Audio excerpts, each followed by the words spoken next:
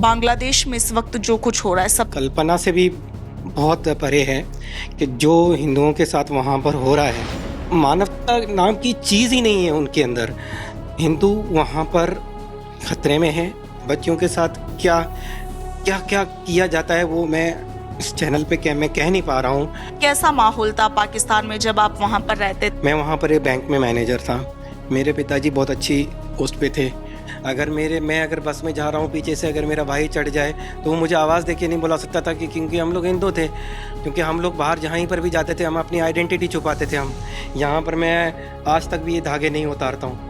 वहाँ पर तो हमें ये अपने राखी के धागे और कुछ भी धागे छुपाने पड़ते थे। वहाँ पर किसी फैक्ट्री में कोई हिंदू भाई हमारा काम कर रहा है उसमें, तो उसको सेम बर्तन में पानी नहीं पीने दे रहे थे। और वहाँ पर मेजॉरिटी वाले को ज़्यादा दिहाड़ी मिलती है, तो एक हिंदू माइनॉरिटी वाले को कम दिहाड़ी देते थे। उसको 3 बच्चियों को रेप करके उनको अपना पेड़ से टांगा गया है, हिंदू बच्चियों को। तो ऐसी घटनाएं पाकिस्तान में 2-3 महीने में या 1 महीने के अंदर 2-4 घटनाएं होती रहती हैं। बांग्लादेश में हिंदुओं पर जो कुछ भी अत्याचार हो रहे हैं, जो कुछ भी टॉर्चर हो रहा है, उसके पीछे की सबसे बड़ी वजह क्या है? वजह वहाँ की मानसिकता, कट्टरता। हमें वो काफिर कहते हैं हिंदुओं को, तो वो इसीलिए हमारे पास उनकी एक्सेप्टेंस है ही नहीं। तो जब आप वहाँ पर थे तभी रहमान डकैत और ये सब आप लोग सुनते थे उनके बारे में, जिस तरीके का माहौल मूवी में दिखाया गया था वो एक्चुअल में कि उन्होंने एक क्लियर पिक्चर बताई कि हमारे देशवासियों को कि क्या चीज़ है वहाँ पर और कैसे लोग हैं वहाँ पर, चाहे वो किसी भी ओहदे पे या किसी भी चीज़ जगह पे खड़े हैं। तो रहमान डकैत वहाँ पर एक नहीं, बहुत से रहमान डकैत हैं वहाँ पर। अच्छा, धुरंधर मूवी एक उनका एक चेहरा दिखाने का परसेप्शन है पाकिस्तान का, तो ये देखनी चाहिए। बहुत अच्छा है और बहुत सही दिखाया गया है। नमस्कार, आप देख रहे हैं पंजाब केसरी राजस्थान। मैं हूं आपके साथ इशिका जैन। बांग्लादेश इन दिनों हिंसा की आग में झुलस रहा है। वहां पर हिंदुओं का कत्ल किया जा रहा है और जिस तरह की तस्वीरें और वीडियो सोशल मीडिया पर सामने आ रहे हैं, वाकई में काफ़ी भयावह है। डरा देने वाला मंजर इस वक्त बांग्लादेश में नजर आ रहा है। आप देखिए कि 2 हिंदुओं को बर्बर तरीके से ढाका में मौत के घाट उतार दिया गया, उनकी हत्या कर दी गई। भारतवासियों में इस पूरे मामले को लेकर, इस पूरे मुद्दे को लेकर चिंता का माहौल है। चाहते हैं कि किसी भी तरीके से हमारे हिंदू भाइयों को वहां से बचा लिया जाए। सरकारें भी कोशिश में जुटी हुई है, मगर वही बात है कि हमेशा से ये सोचा जाता है कि पाकिस्तान और बांग्लादेश में हिंदुओं के साथ किस तरीके का ट्रीटमेंट होता है, वहाँ पर उन्हें क्या क्या चीज़ें सहनी पड़ती है, किस तरह की यातनाएं झेलनी पड़ती है। आज इसी पर बातचीत करेंगे। इस वक्त हमारे साथ जो शख्सियत मौजूद है, इनका नाम है चिदम कुमार शर्मा। ये आपको बता दें कि बरसों पहले पाकिस्तान में रहते थे और बड़ी ही मुश्किल से पाकिस्तान से भारत लौटे हैं। चिदम कुमार जी, बांग्लादेश में इस वक्त जो कुछ हो रहा है, सबसे पहले उस पर आपकी क्या टिप्पणी है? देखिए, बांग्लादेश में तो मेरी उस कल्पना से भी बहुत परे है कि जो हिंदुओं के साथ वहाँ पर हो रहा है। क्योंकि मेरे पास काफ़ी लोगों के कॉल भी आ रही हैं, मेरे पास आ रही हैं। हमारी संस्था के जो फाउंडर हैं डॉक्टर उमेंद्र रत्नू जी, उनके पास भी आ रही हैं। हमारे जो उनके को फाउंडर हैं जय ओझा जी, उनके पास भी कॉल्स आ रही हैं। यानी कि अनेक संख्याओं में 100 परिवार से भी ज़्यादा है उनके फ़ोन आ रहे हैं कि हमारा घर से निकलना भी मुश्किल है, कि हम लोग घर से निकलेंगे तो वापस घर आएंगे या नहीं आएंगे उसकी कोई गारंटी नहीं है। और तो हमने अभी देखी है कि घटनाएं देखी हैं कि उनको किस तरीके से, मतलब मानवता नाम की चीज़ ही नहीं है उनके अंदर। तभी उनको एक को जलाया गया, एक को बड़े पत्थर से कुचला गया। मतलब कि क्या क्या मानसिकता है उनकी, हम सोच ही नहीं सकते। हिंदू वहाँ पर खतरे में है। हमारी सरकार ने अगर कुछ नहीं किया, 100 से भी ज़्यादा परिवार हमारे टच में हैं। वो लोग निवेदन कर रहे हैं सरकार को, आदरणीय हमारे मोदी जी को, हमारे प्रधानमंत्री जी नरेंद्र मोदी जी को वो हाथ जो के निवेदन कर रहे हैं। अमित शाह जी को निवेदन कर रहे हैं कि हमें वहाँ से निकाला जाए, अन्यथा हमारी ज़िंदगी वो हमें मौत के घाट उतार देंगे। वो ये नहीं कह रहे कि आप मुसलमान हो जाओ, क्या है, वो ये कह रहे हैं कि भाई आप हिंदू हो, मार देते हैं, बस मार दो उनको।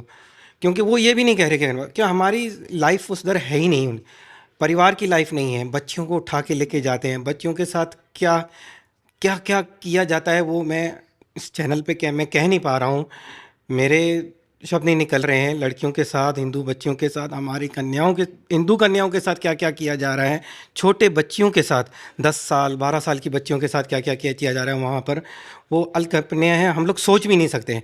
तो सरकार से मेरी निवेदन है कि इसका कोई ना कोई तरीका निकालें, और मेरी जो हिंदू हमारे भाई वहाँ पर फंसे हैं और जिनकी लाइफ थ्रेट पे है, ज़िंदगियाँ दांव पे हैं, उनको निकाला जाए।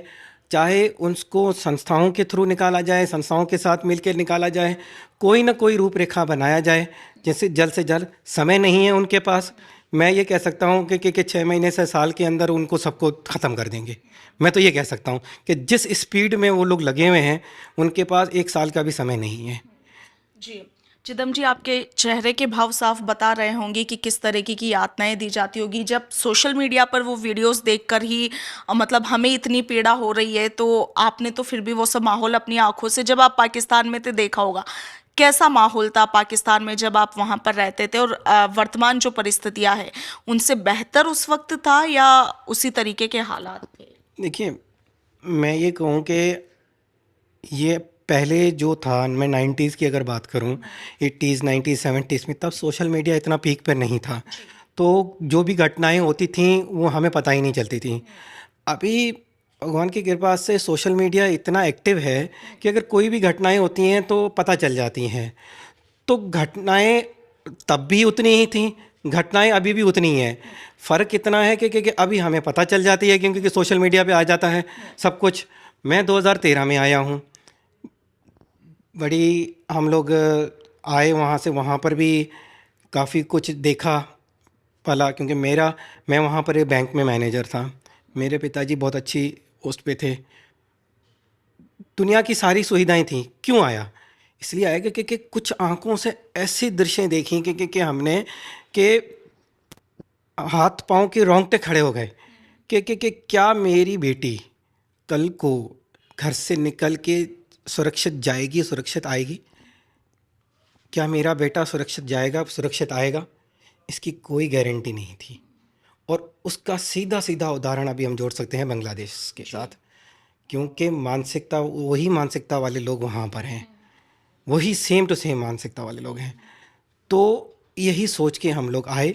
फ़र्क इतना है कि पाकिस्तान से रेगुलर लोग आते रहे 2025 अप्रैल तक, जब तक वो घटना नहीं हुई थी, और अब वीज़ा पाकिस्तान की बंद हो चुकी है। जिस दिन बॉर्डर बंद हुआ उस दिन लगभग 200 से 300 लोग बॉर्डर से वापस गए हैं जिनको वीज़ाएं मिली हुई थी, और वो बड़ी मुश्किल से वीज़ा लेके आए थे, जिसमें हमारे मेघवाल समाज के भाई, हमारे भील समाज के भाई ज़्यादातर संख्या में थे जो वापस चले गए हैं। और अभी वो पाकिस्तान में पीड़ा की ज़िंदगी गुजार रहे हैं, क्योंकि उनकी लाइफ थ्रेट में है। वहाँ की लोकल एजेंसीज उनको परेशान कर रही हैं, क्योंकि वो लोग वीज़ा लेके आए थे, सब कुछ वो कह के आए थे कि हम लोग अपने भारत देश जा रहे हैं। तो उनकी ज़िंदगियाँ कैसी होगी वहाँ पर, हमारी कल्पना से बाहर है, क्योंकि एजेंसीज उनको नहीं छोड़ रही होंगी। तो वही चीज़ घटनाएं बांग्लादेश में हो रही हैं। तो मेरी सरकार से निवेदन है कि इन हिंदुओं भाइयों के लिए कुछ सोचे, जो पाकिस्तान में भी हैं, जो आना चाह रहे हैं उनको लेके आइए।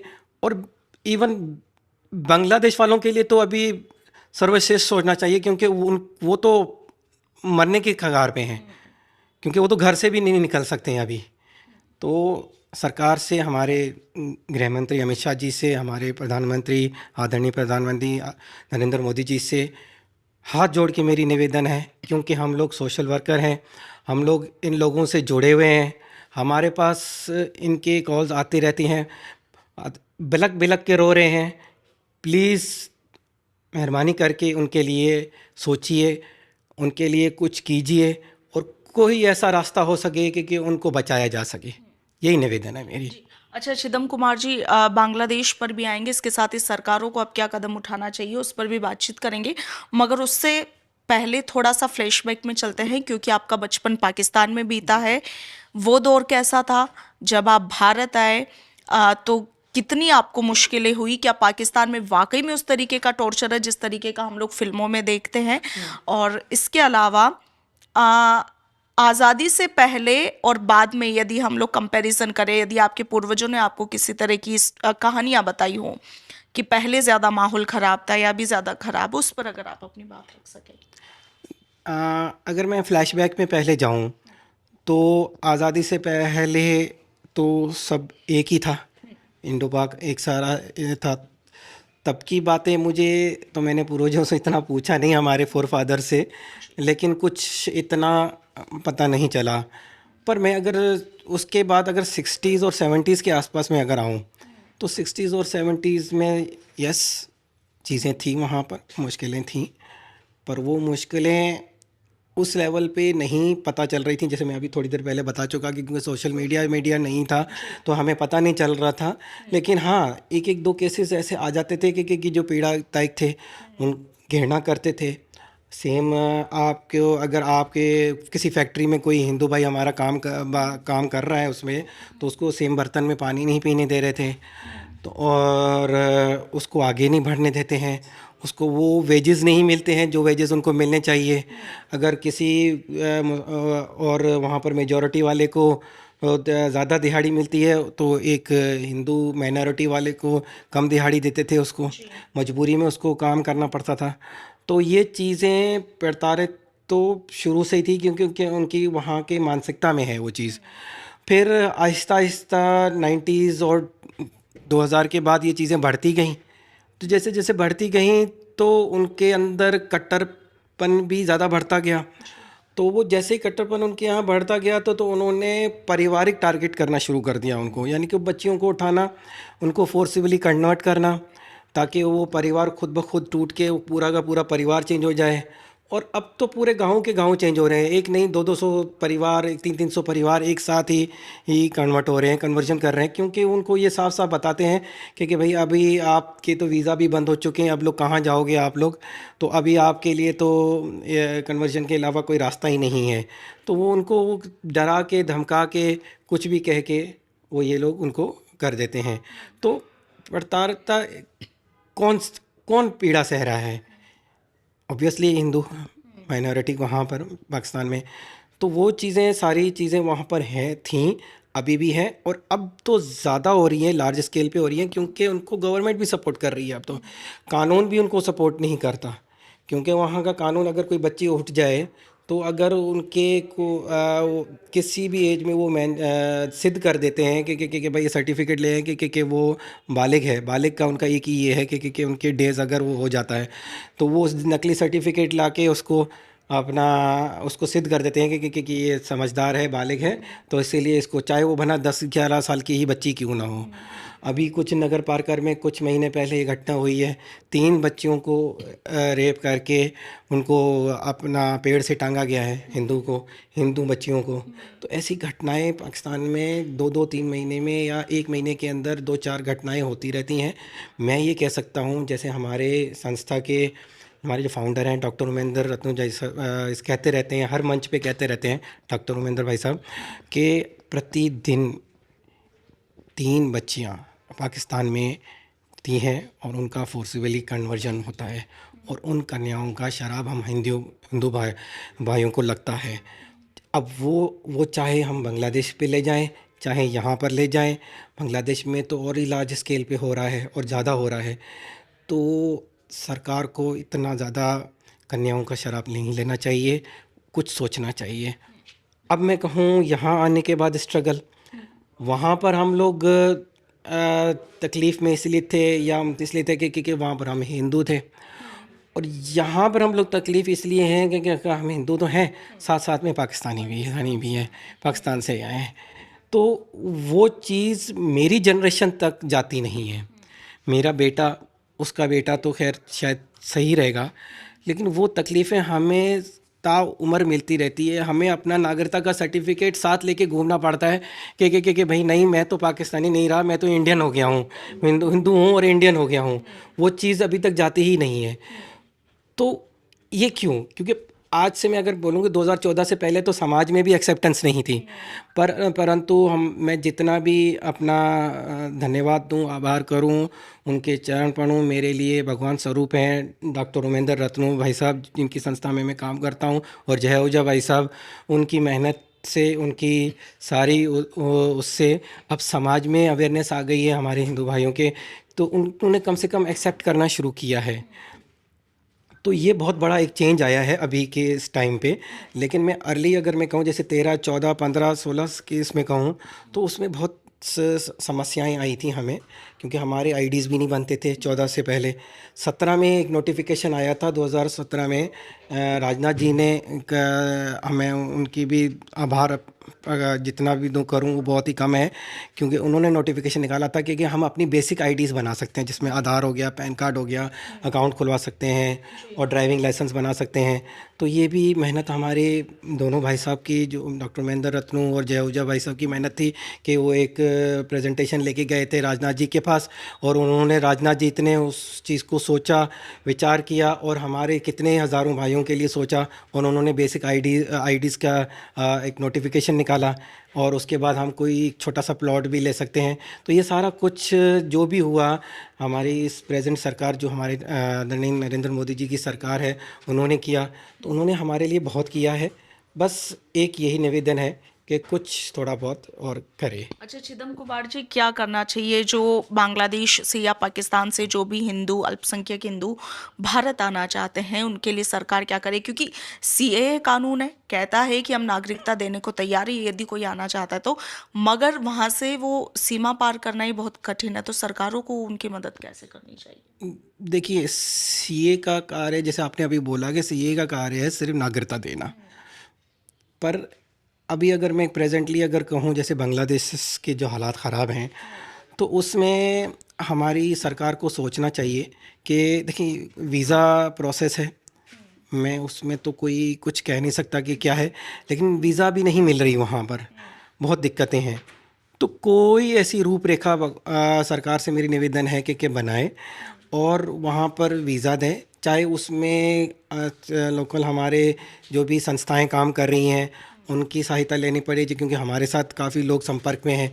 तो वो रूपरेखा लेके भी कुछ ऐसा हो सकता है कि हज़ारों, लाखों नहीं तो कम से कम हज़ारों लोगों को तो बचा सकते हैं हम लोग।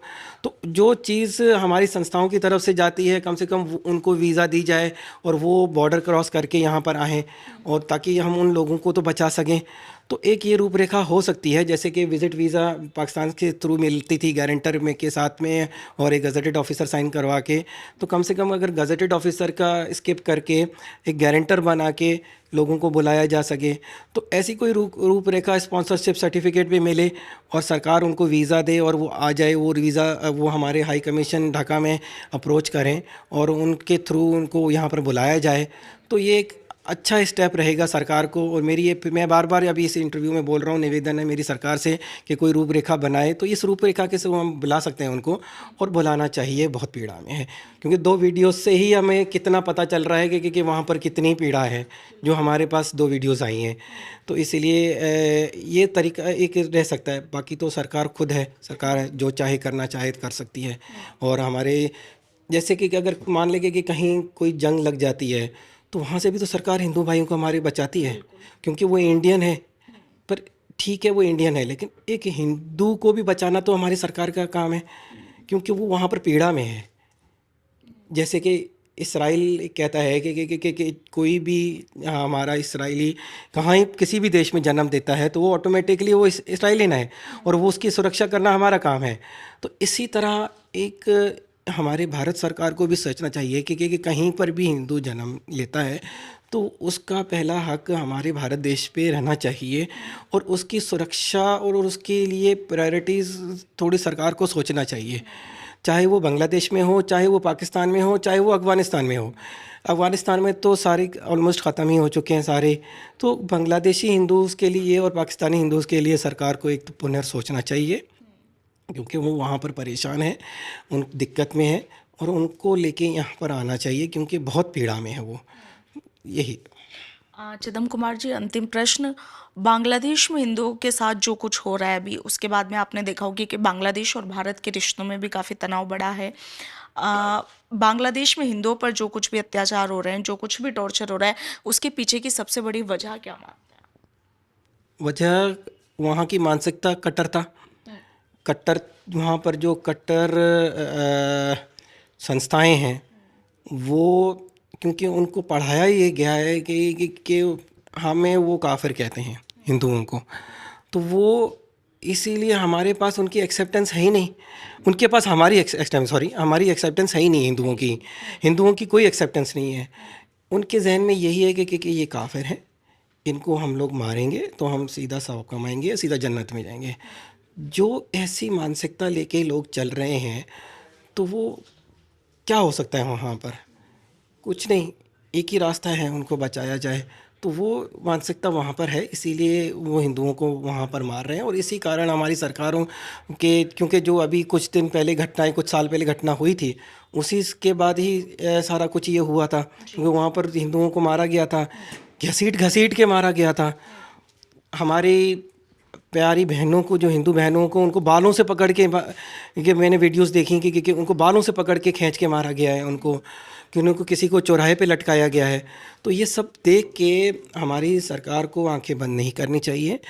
कुछ या तो इंटरनेशनली तौर पे उन पे प्रेशर दीजिए, अगर प्रेशर नहीं दे सकती तो कम से कम ऐसा कोई स्टेप दे दे जिनसे उनको हम यहाँ पर ला सकें।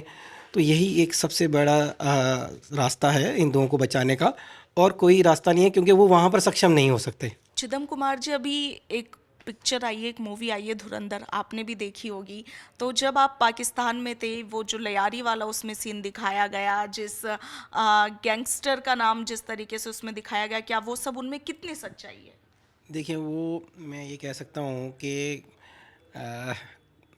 काफ़ी 90-95% उसमें सच्चाई है, क्योंकि उस मूवी में मैं बहुत कम देखने जाता हूँ मूवीज़, क्योंकि मेरी सोच कुछ ऐसी है कि मैं ये मूवी मैं स्पेशली परिवार सहित देखने गया था, मेरी पत्नी के साथ, मेरी भाभी जी के साथ, सबके साथ गया था मैं, बच्चों के साथ। तो वो इसीलिए देखने गया था क्योंकि मुझे एक ऐसी फील आई थी कि मैं शायद अपने कुछ पास्ट को शायद कनेक्ट कर सकूं अपने, क्योंकि मैं वहाँ रह चुका हूँ और ये चीज़ें हमने देखी थी। और ये बहुत ही अद्भुत मूवी है। मेरी यहाँ के हमारे सब भाइयों से निवेदन है, भाइयों से, कि इसको और भी देखें, ताकि उनको पता चले कि क्या घटनाएं हो रही हैं वहाँ पर, और उनकी मानसिकता क्या है, और वो लोग क्या कर सकते हैं, किस सोच पे जाके वो कर सकते हैं। तो वो उनकी सोच दिखाई गई है धुरंधर में, कि उनकी क्या सोच है और वो क्या कर सकते हैं। हमें हर किसी तरीके का भी नुकसान देने के लिए, हमारे देश को नुकसान देने के लिए, हम हिंदुओं को नुकसान देने के लिए कुछ भी दे सकते हैं, वो नुकसान कर सकते हैं। तो वो सब कुछ बताया गया है धुरंधर में। और जो भी उसमें है अपना एक्टर, जो भी उनमें दिखाया गया है रहमान डकैत जी का, और वो क्या बिल्कुल सच है, ठीक है। और चिदम कुमार जी, जब आप पाकिस्तान में थे, आपने कहा कि आप कराची में रहते थे, तो लियारी भी कराची के जस्ट पास में, या शायद से उसी का एक हिस्सा कराची के है? अंदर ही सही। उसी का एक हिस्सा है। तो जब आप वहाँ पर थे, तभी रहमान डकैत और ये सब आप लोग सुनते थे उनके बारे में? जिस तरीके का माहौल मूवी में दिखाया गया था, वो एक्चुअल में था? देखिए, मैं जब वहाँ था तो उसका एक परसेप्शन वहाँ पर, हम तो जब वहाँ रहते थे तो उसको तो अच्छा ही बताएंगे, और अच्छा बताएंगे। तो हमें वो चीज़ें पता ही नहीं चलती थी वहाँ पर क्या है। आज भी अगर कोई व्यक्ति वहाँ से आएगा तो आप उनसे पूछिएगा कि वो क्या था, रहमान डकैत। वो क्या था। उनके लिए तो वो अच्छा ही था, क्योंकि वो वहाँ पर लोगों से और जैसे था कनेक्टेड था। लेकिन वो उस के पीछे वो क्या कर रहा था, वो किसी को ही पता नहीं था। वो इस धुरंधर मूवी में बताया गया है। वो मैं देख के मैं भी आश्चर्य में पड़ गया था, क्योंकि हम लोग छोटे थे, बचपन का हमारा लाइफ स्टाइल था। मैं जब आया तब 2013 में आया हूँ, मेरी उम्र उस वक्त 35 साल की थी। तो इतना पिक्चर क्लियर नहीं था उनके बारे में, परंतु क्योंकि बहुत हमारी सोच से भी बाहर कदम लिए उन्होंने, स्टेप्स लिए। और मैं इस मूवी बनाने वालों के लिए उनको श्रद्धांजलि दूंगा, या उनको एक बहुत बहुत बहुत उनकी धन्यवाद दूंगा कि उन्होंने एक क्लियर पिक्चर बताई कि हमारे देशवासियों को कि क्या चीज़ है वहाँ पर और कैसे लोग हैं वहाँ पर। चाहे वो किसी भी ओहदे पे या किसी भी चीज़ जगह पे खड़े हैं, तो रहमान डकैत वहाँ पर एक नहीं बहुत से रहमान डकैत हैं वहाँ पर। अच्छा, उसमें एक सीन था जब रहमान डकैत वहाँ पर जाता है जिसको उसने हसला बारूद वगैरह दिया, तो उसमें आपने देखा होगा कि जब वो 26/11 बॉम्बे अटैक वाला सीन वो लोग एलईडी में देख रहे होते हैं, तो जो इंडियन स्पाई था उनका खून खौल उठता है। आप भले ही उस वक्त पे छोटे होंगे, बट अखबारों में आपने पढ़ा होगा कि मुंबई में इस तरीके का अटैक हुआ, तो आप लोगों को भी पीड़ा होती थी वो सब देखकर देखिए, सुनकर? हाँ बिल्कुल, घर में तो हम लोग खून के आंसू रोते थे, परिवार में रहते थे, बाहर कुछ कह नहीं सकते थे, क्योंकि हम लोग बाहर जहाँ पर भी जाते थे हम अपनी आइडेंटिटी छुपाते थे। हम यहाँ पर मैं आज तक भी ये धागे नहीं उतारता हूँ। वहाँ पर तो हमें ये अपने राखी के धागे और कुछ भी धागे छुपाने पड़ते थे वहाँ पर। मैं अगर बस में जा रहा हूँ, पीछे से अगर मेरा भाई चढ़ जाए तो वो मुझे आवाज़ दे के नहीं बुला सकता था, कि क्योंकि हम लोग हिंदू थे। तो वो चीज़ें हम लोगों के जब घर में एक हमें जब पता चला था, हमारे मन में बहुत तकलीफ़ हुई थी, बहुत पीड़ा हुई थी हमें, लेकिन हम कुछ कर नहीं पाते थे, क्योंकि भाई ये चीज़ हुआ है। पर उसके पीछे रहमान डकैत का हाथ था, ये हमें पता नहीं था, क्योंकि ये हमें बताया नहीं गया था। यह बताया गया नहीं गया। काफ़ी चीज़ें ऐसी चीज़ें हैं जो यहाँ पर भी छुपाई गई हैं। तो ये चीज़ें, ऐसी चीज़ें देखने से पता चलता है। इसीलिए मैं निवेदन कर रहा हूँ कि जब ये चीज़ें इस लेवल पे छुपाई जाती हैं, तो हमारे जितने भी हमारे यंगस्टर्स हैं, जो मैं ये कह सकता हूँ जेन ज़ी में अगर मैं कहूँ ज़्यादातर, तो उनको ये मूवी ज़्यादा से ज़्यादा देखनी चाहिए कि क्या मानसिकता है पाकिस्तान की, कैसे सोच के लोग रहते हैं। सिर्फ वहाँ की नहीं, वही मानसिकता बांग्लादेश में भी है, सेम टू सेम, उससे ज़्यादा ही है। तो ये चीज़ पता चलेगी। पार्ट 1 भी काफ़ी लोगों ने देखा है, पार्ट 2 भी मेरी निवेदन है ज़रूर देखिएगा सब लोग, मैं भी देखूँगा। तो ये चीज़ देखनी चाहिए कि क्या चीज़ है। तो धुरंधर मूवी एक उनका एक चेहरा दिखाने का परसेप्शन है पाकिस्तान का, तो ये देखनी चाहिए। बहुत अच्छा है और बहुत सही दिखाया गया है। बहुत बहुत शुक्रिया। चिदम कुमार शर्मा को आपने सुना। ये वो शख्स है जो कुछ सालों पहले पाकिस्तान से भारत लौटे हैं। इनका बचपन पाकिस्तान में गुजरा है और इनके चेहरे के भाव ये बता रहे हैं कि ये इस वक्त बांग्लादेश और पाकिस्तान में जो हिंदू है वो किस तरह की पीड़ा में है, किस तरह की यातनाएं झेल रहे हैं, वो ये महसूस कर सकते हैं, क्योंकि इन्होंने भी वो दौर जिया है। बांग्लादेश में इस वक्त जो कुछ हो रहा है उसके तमाम वीडियोस, तमाम फोटोज आप लोग सोशल मीडिया पर लगातार देख रहे हैं, और वाकई में जिस तरह का भयावह मंजर वहां पर इस वक्त नजर आ रहा है, उस दौर में अब सरकारों को उनकी मदद करना बेहद जरूरी हो गया। हालांकि भारत की सरकार लगातार इस मुद्दे पर अपनी नजर बनाए हुए है। आपने देखा होगा कि लगातार सरकार की तरफ से ये बयान भी जारी हुए हैं कि वे बांग्लादेश से हर एक हिंदू को बचाने के लिए प्रयासरत है। फिलहाल देखना ये होगा कि क्या कुछ इस पूरे मामले में अपडेट सामने आते रहते हैं, मगर इस वक्त जो कुछ भी बांग्लादेश में हिंदुओं के साथ हो रहा है उस पर आपका क्या कुछ कहना है, इसके साथ इस सरकार को क्या कुछ सुझाव देना चाहते हैं, कमेंट सेक्शन में लिखिएगा। फिलहाल के लिए इतना ही। नमस्कार।